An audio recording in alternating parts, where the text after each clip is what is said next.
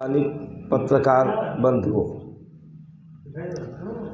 इस समय 2022 का चुनाव उत्तर प्रदेश का चल रहा है और भाजपा सरकार की गलत नीतियों के कारण, उनके उत्पीड़न के कारण पूरे प्रदेश में समाजवादी पार्टी की लहर चल रही है।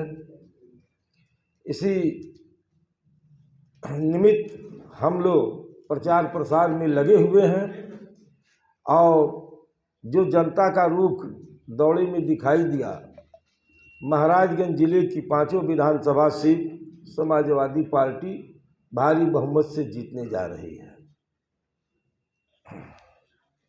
मैं सिसवा विधानसभा से प्रत्याशी हूं। हमारे राष्ट्रीय अध्यक्ष माननीय अखिलेश यादव जी के दिशा निर्देशों के अनुसार मैं क्षेत्र का दौरा लगभग 2 माह से अपनी सभी विधानसभा के कमेटी के पदाधिकारियों के साथ कर रहा हूँ।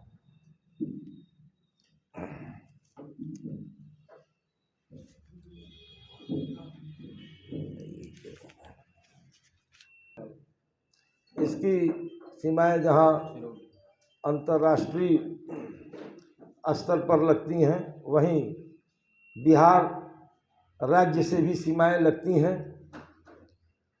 और यह उत्तर प्रदेश के एकदम अंतिम छोर पर बसी हुई विधानसभा है।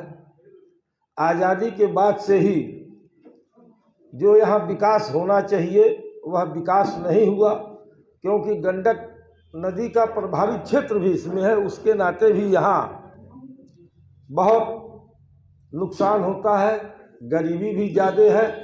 खास करके जो ये सड़क आपकी टूटी सिसवा से होते हुए टूटी निचलौल होते हुए सिसवा तक जाती है, इसके पूर्वी तरफ का जो इलाका है यह काफ़ी गरीब इलाका है, क्योंकि गंडक नदी पार 3 गांव भी इसमें शामिल है, सोहगी, बरवा, भुतहा और शिकारपुर।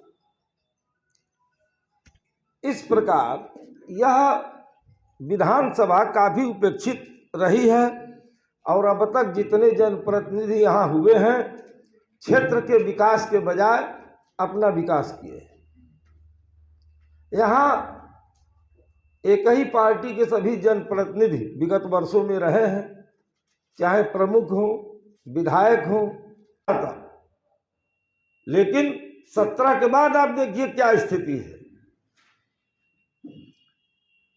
हमारी सरकार में किसानों के प्रति जितना ध्यान दिया गया है शुरू से, उतना किसी सरकार ने ध्यान नहीं दिया है।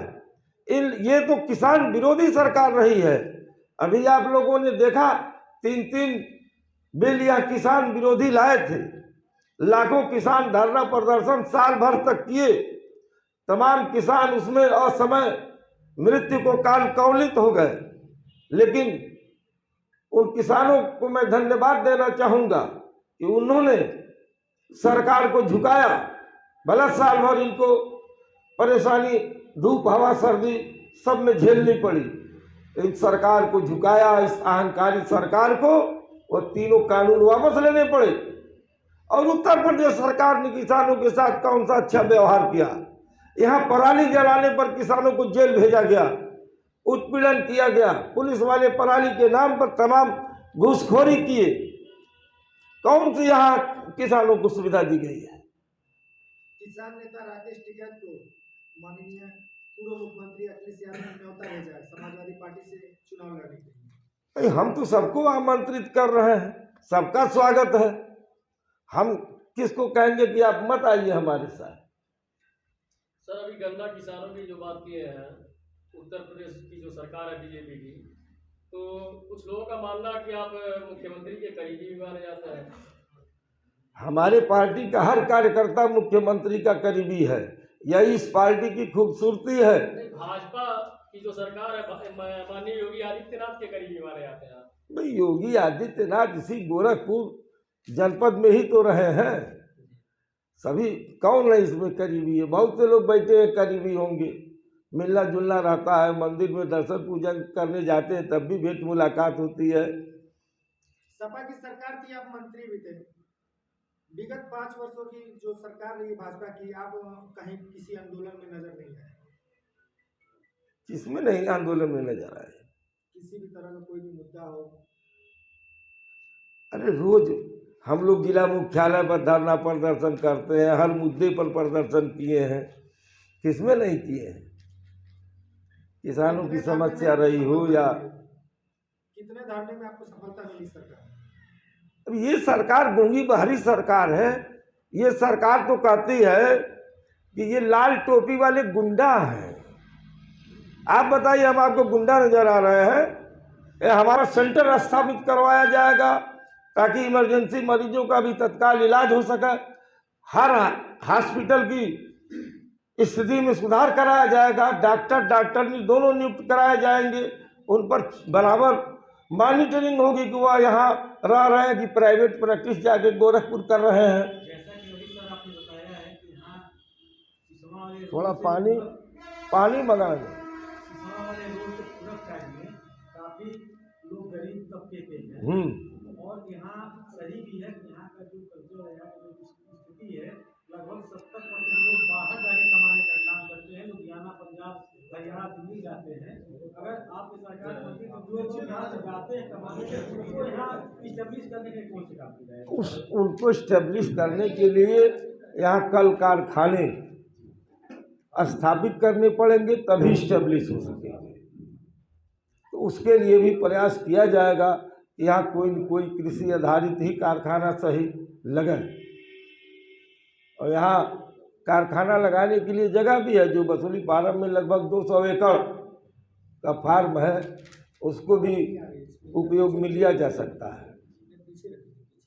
जो यहाँ के युवा है,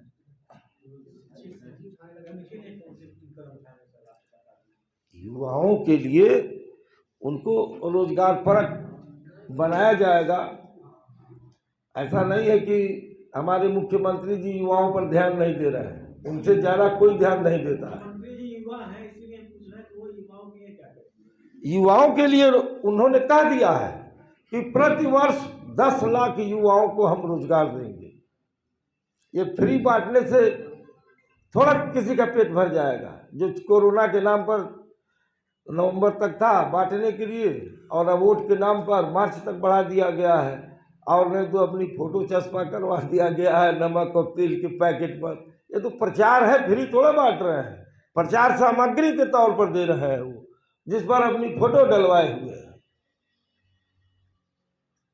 सर, हम कुछ पीछे आपको ले जाना चाहेंगे। जब सरकार थी, जब बेरोजगारी भत्ता बढ़ रहा था, तो मानिक जो ही संसदीय चुनाव में सीट अच्छा नहीं निकला, तो माननीय गायत्री प्रजापति ने कुछ ऐसा कहा माननीय अखिलेश जी से, उसके बाद बेरोजगारी भत्ता को बंद कर दी गई।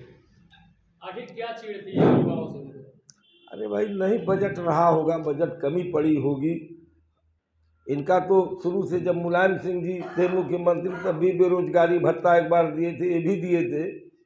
अस्पतालों की काफ़ी दुर्दशा है, डॉक्टर नहीं रहते, अगर दिन में रहते भी हैं तो रात में नहीं रहते, इमरजेंसी मरीज नहीं देखे जा सकते, महिला डॉक्टरों की नियुक्ति नहीं होती, और तो और यहाँ कोई विशेषज्ञ डॉक्टर नहीं नियुक्त होते, जांचें निःशुल्क नहीं हो पाती हैं।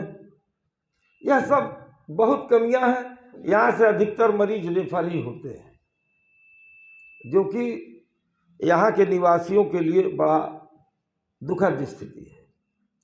सुहागी बरवा के लोगों के लिए और भी दुखद स्थिति है, क्योंकि उनके लिए कोई सुगम रास्ता नहीं है कि वो तत्काल जो है हॉस्पिटल तक पहुंच सके। कल आपका सुहागी बरवा दौड़ा था, क्या स्थिति है और क्यों सुहागी बरवा को कुशीनगर जिले से जोड़ा जा रहा है?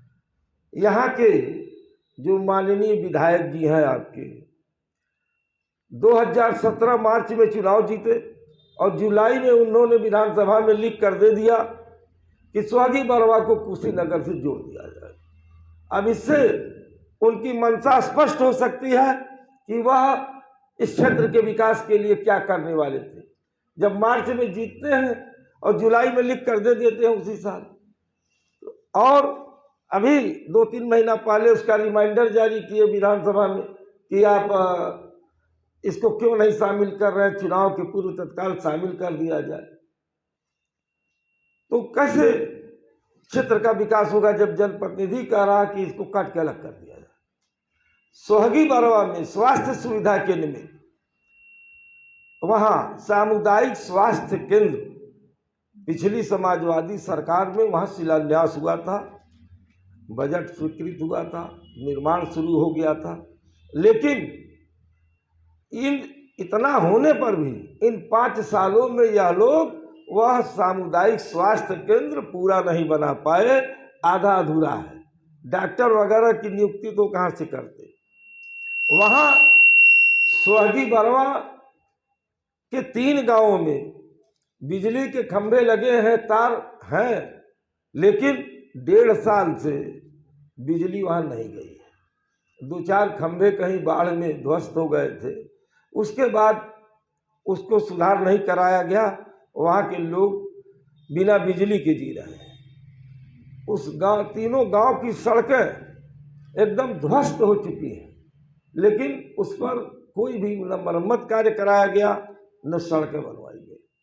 बहुत दयनीय स्थिति है वहाँ की। प्रदेश में समाजवादी पार्टी की लहर चल रही है और जो जनता का रुख दौड़े में दिखाई दिया, महाराजगंज जिले की 5 विधानसभा सीट समाजवादी पार्टी भारी बहुमत से जीतने जा रही है।